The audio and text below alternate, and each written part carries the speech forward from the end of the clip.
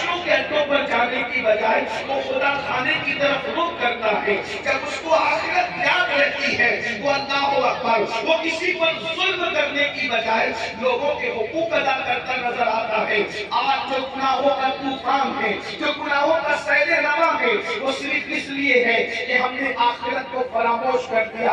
اور بڑی معذرت کے ساتھ جو رونا ہر جگہ ہم روتے ہیں وہ یہاں بھی رو کر جائیں گے کہ پتہ نہیں کچھ لوگ ایسے ہیں جو ہمیں جنت تقسیم کرتے ہیں، جنت کا جھوٹا خواب دکھاتے ہیں.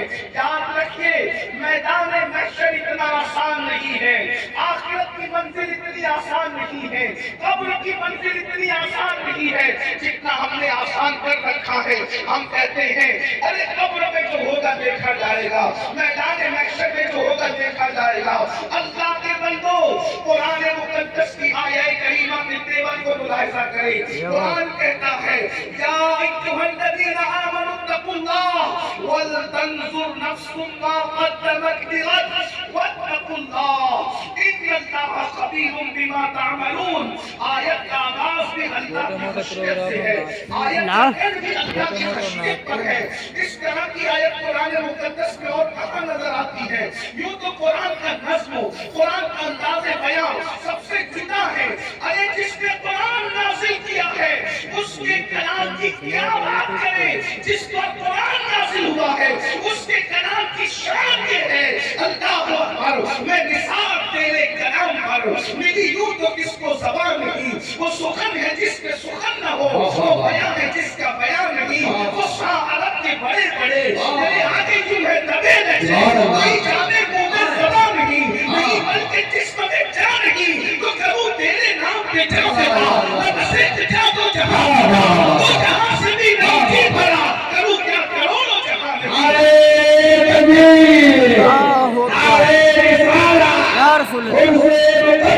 زندہ باد زندہ باد. اس کے محبوب کے کلام کی مثال نہیں ہے تو جس نے قرآن نازل کیا ہے اس کے کلام کی مثال کہاں سے لاؤ گے؟ قرآن کہتا ہے یا ایھا الذین آمنوا اتقوا اللہ، اے ایمان والو اللہ سے ڈرو، ولتنظر نفس ما قدمت لغد.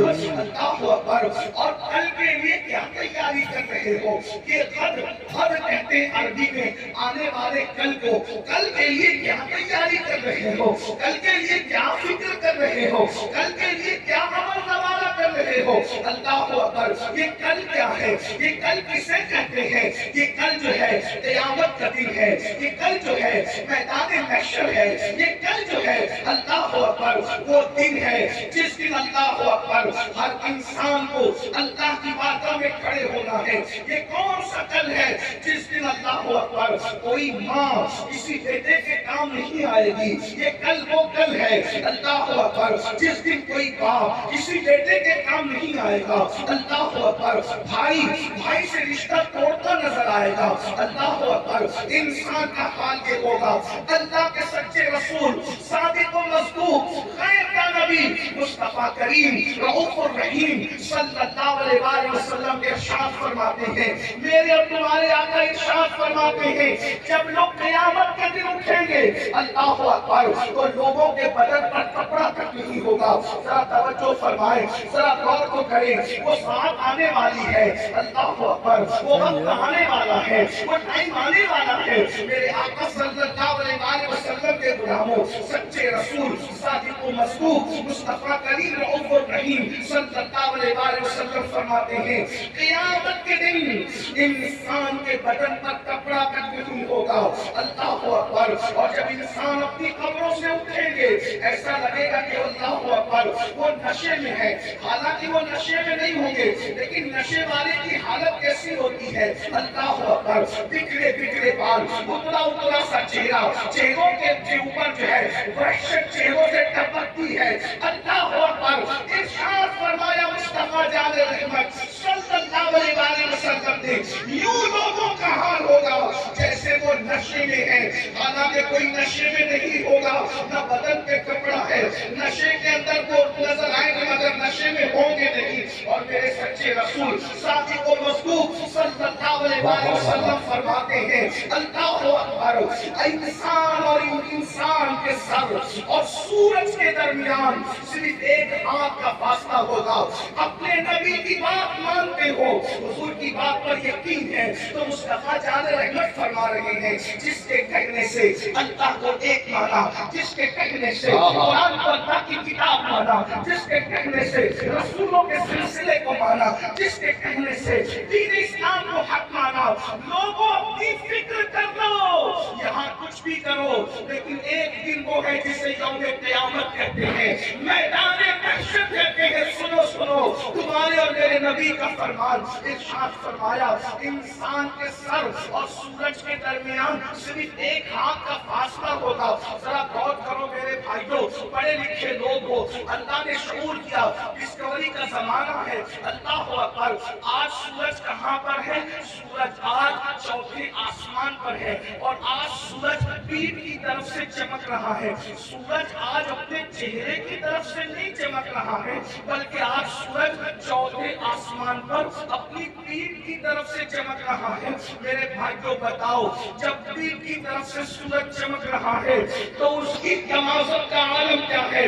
چوتھے آسمان پہ سورج بے نقاب ہوتا ہے تو مئی کی گرمی میں ہم اپنے گھروں میں اش اش کرنے لگتے ہیں، ہائے ہائے کرنے لگتے ہیں۔ اے میری قوم کے وہ جوانوں جو مسجدوں کو ویران کر چکے ہو، نماز جمعہ کے لیے بھی خطبے کے لیے جاتے ہو، 2 رکعت پڑھ کر کے ایسے بھاگ کے نکل آتے ہو جیسے جیل سے چھٹنے پر قیدی بھاگتے ہیں، اسکول کی چھٹی ہونے پر اسکول کے بچے بھاگتے ہیں۔ کبھی سوچا فلموں میں 3 گھنٹے بیٹھتے ہو، میدان محشر میں کیسے کھڑے رہو گے؟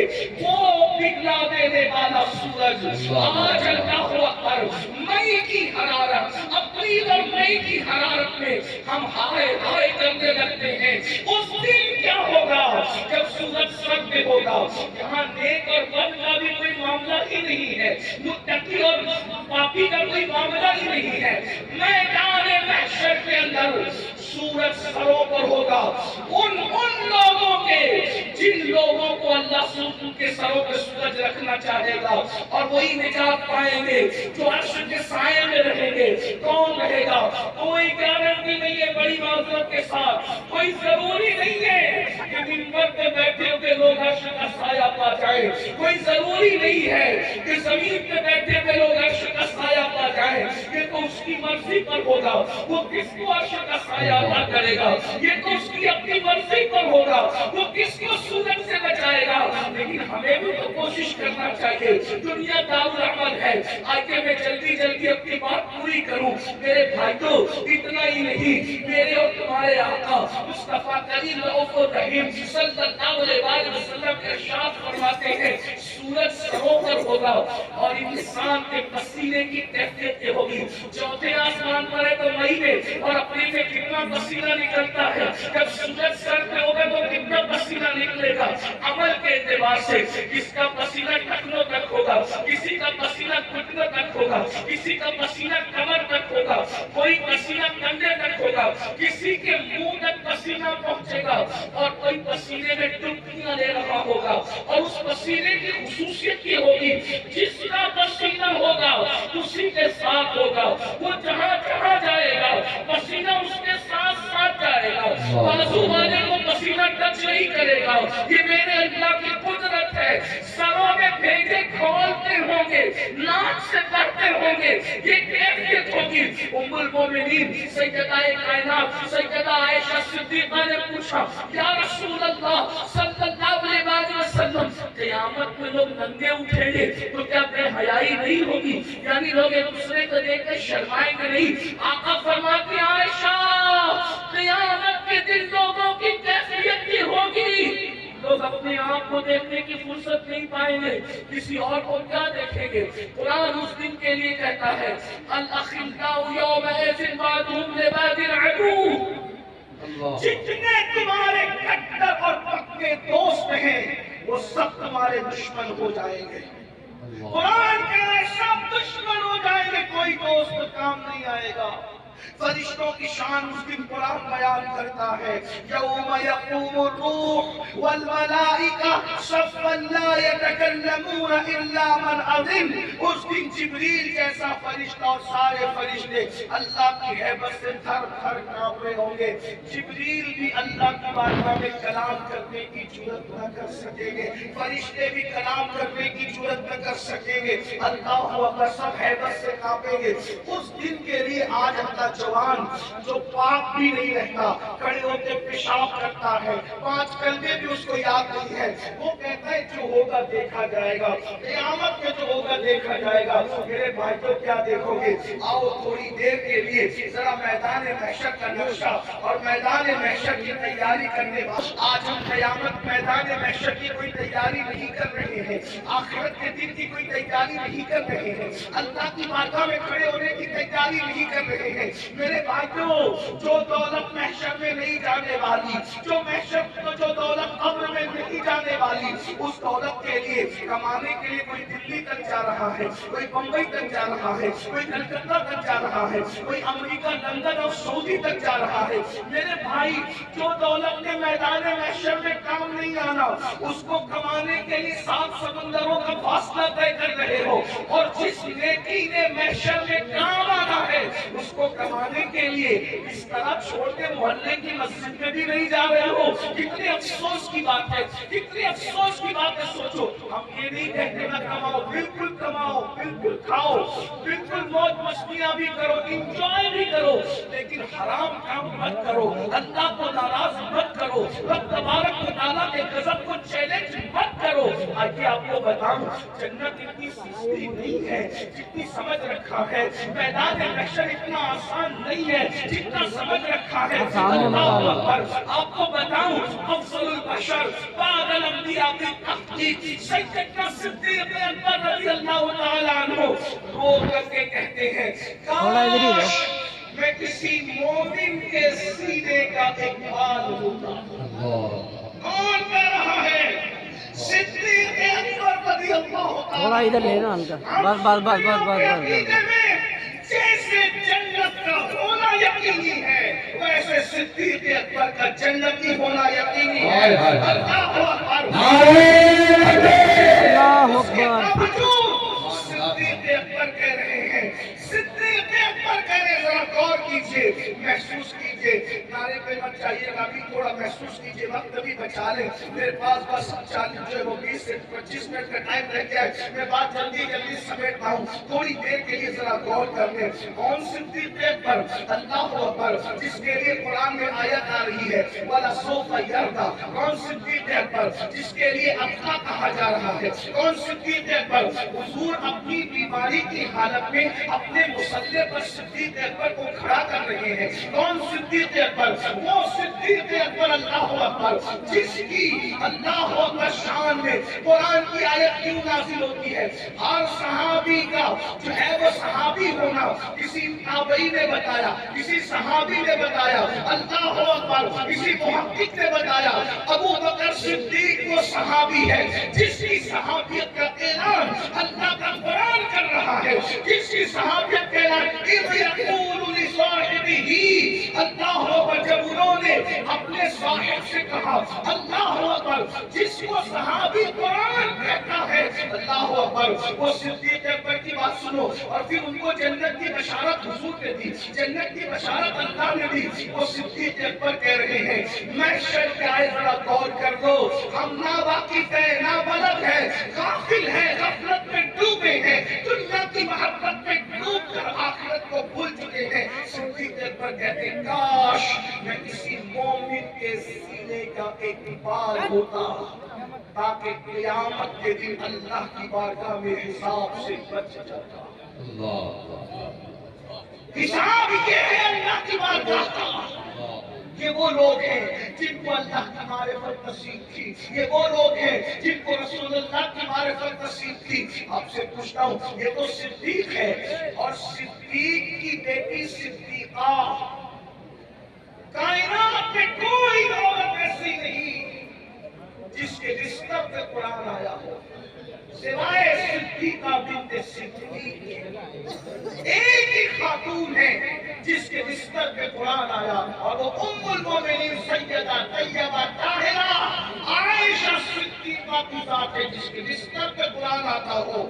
لیکن حضرت قاسم ابن محمد ابن ابو بکر صدیق کے پوتے اور سیدہ عائشہ صدیقہ کے بھتیجے حضرت محمد بن ابو بکر کے بیٹے، وہ کہتے ہیں کہ میری پھوپھی تھی ام المومنین، رشتے میں پھوپھو لگتی تھی، میری پھوپھو تھی ام المومنین۔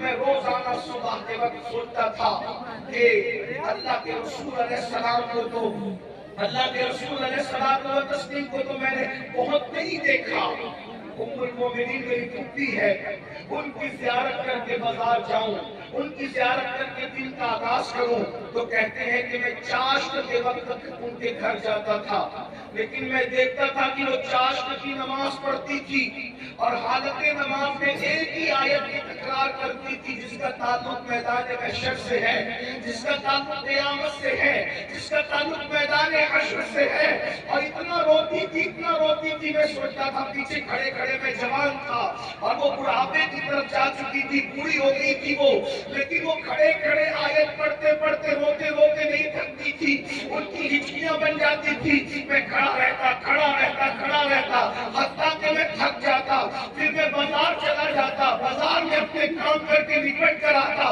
پھر بھی ام المومنین روتی نظر آتی، اور جب روتے روتے دوپٹے سے آنسو پوچھتی تھی تو وہ وقت آتا ان کا دوپٹہ اتنا بھیگ جاتا تھا جیسے دوپٹہ دھونے کے بعد پانی کو لوگ نچوڑتے ہیں، ام المومنین کے آنسوؤں کو ایسے نچوڑا جاتا، اور ام المومنین کہا کرتی تھی کاش میں پیدا نہ ہوتی۔ یہ ام المومنین کہہ رہی ہے جس کے بستر پہ قرآن نازل ہو رہا ہے، وہ ام المومنین فرما رہی خواتین کی خاص توجہ، اللہ اکبر میری بہنوں، گیم کھیلتے کھیلتے کھانا بنانے والی میری بہنوں، فیس بک پر اپنا وقت ضائع کرنے والی میری بہنوں، بیوٹی پارلر تک غیر مردوں کے پاس جا کر چہرہ بنانے والی میری بہنوں، میک اپ کے نام پر کافروں کی مانڈی پر ہاتھ رکھ کر مہندی لگانے والی میری بہنوں، ذرا تصور تو کرو، ام المومنین وہ ہے جس کے لیے فرمایا گیا کہ دنیا میں بھی رسول اللہ کی بیوی ہے اور جنت میں بھی رسول اللہ کی بیوی ہے۔ اب آپ مجھے بتاؤ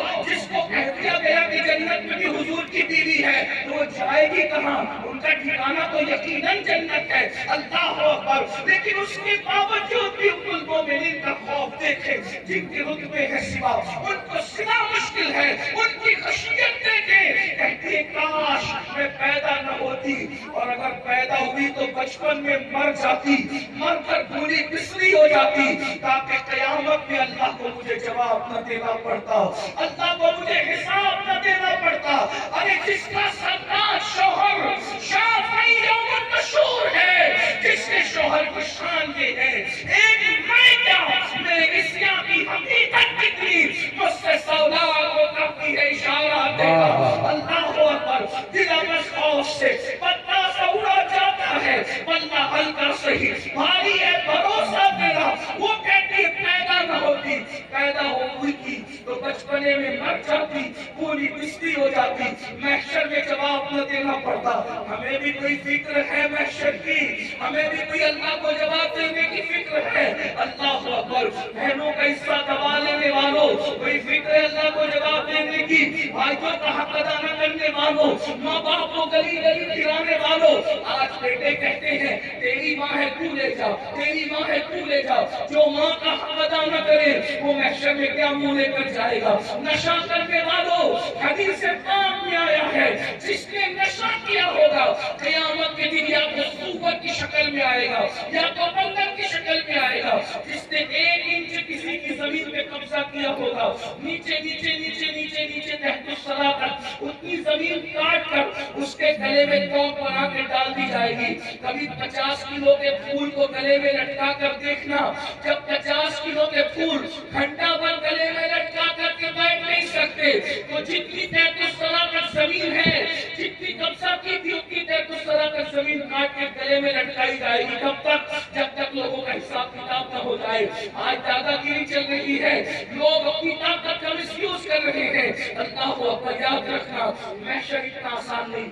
آخری بات ایک روایت میں سمیٹ کر بات پوری کر دوں، تو سمجھتے ہیں اللہ بخشنے والا ہے، مولانا اتنا مت ڈراؤ، یہ مولانا کو بہت ڈراتے ہیں۔ یاد رکھنا مولانا کو پتا ہے حدیث کیا ہے، اسی لیے میں کہتا ہوں شاعری کی دنیا الگ ہے، حقیقت کی دنیا الگ ہے، شاعری کی دنیا الگ ہے، حدیث کی دنیا الگ ہے۔ یہ کہنا بہت آسان ہے، ایسا ہو جائے گا اور ویسا ہو جائے گا، کیا ہوگا سنیے، حدیث میں سنیے۔ میں جو شاعری ہے اس کا منکر نہیں ہوں، لیکن